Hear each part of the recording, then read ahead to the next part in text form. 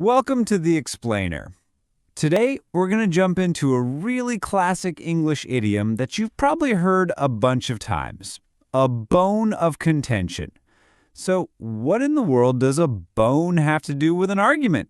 Let's dig in and find out. Yep, you're here at the Mototecher channel, and we're so glad to have you with us for this quick explainer. So, a bone of contention. What is it?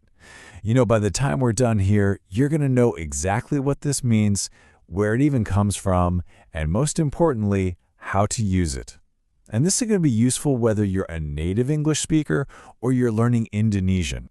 Okay, so first things first, let's get into the origin of this idiom. Because really, to get a phrase like this, you've got to see it in your mind's eye. You have to picture. So, where does a weird phrase like this even come from? What's the first image that pops into your head? If you're thinking of, say, two dogs, you've absolutely nailed it. The origin is way more literal than you'd think. The source gives us this perfect picture, and it's in Indonesian. It says, "Asalnya dari gambaran yang memperebutkan satu tulang di mana tidak ada yang mau mengalah." Now what that means is, it comes from the image of dogs fighting over a single bone where no one is willing to give in. Just picture that for a second. That image, that's the entire meaning right there. It's not just a quick little spat. No, it's that stubborn, ongoing fight over one single thing that neither side is ever gonna let go of. All right, so now that we've got that visual in our heads, that powerful metaphor, let's look at the official definition.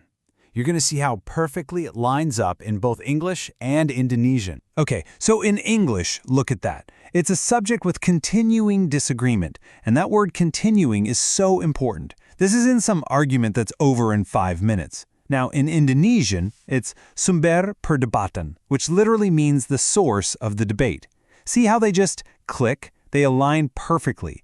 That one bone is the sumber, the one and only source of a problem that just won't go away. All right, so we've got the origin story. We've got the definition. What's next? Well, we've got to put it into practice, right?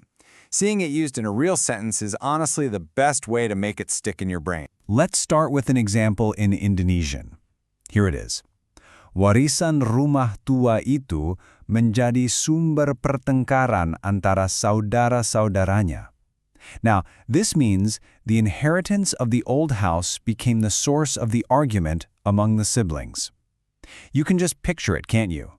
It's that classic family drama where one single thing, in this case, the house, is the reason for a fight that goes on and on. Okay, now watch this transformation.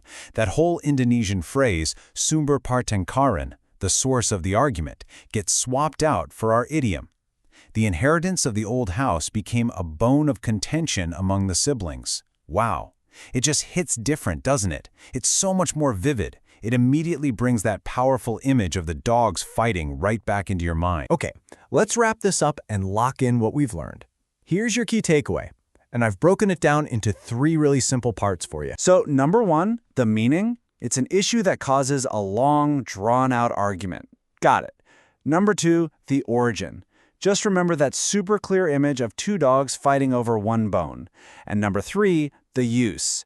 You can use it to directly replace the Indonesian phrase sumber pertengkaran. So, meaning, origin, use, that's really all there is to it. And you know, to really make this stick, I want to leave you with a question.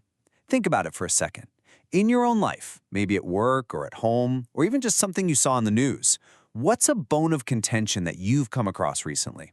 Because honestly, applying it to your own world is the absolute fastest way to make this phrase yours. And just like that, you've got a fantastic new idiom in your toolkit.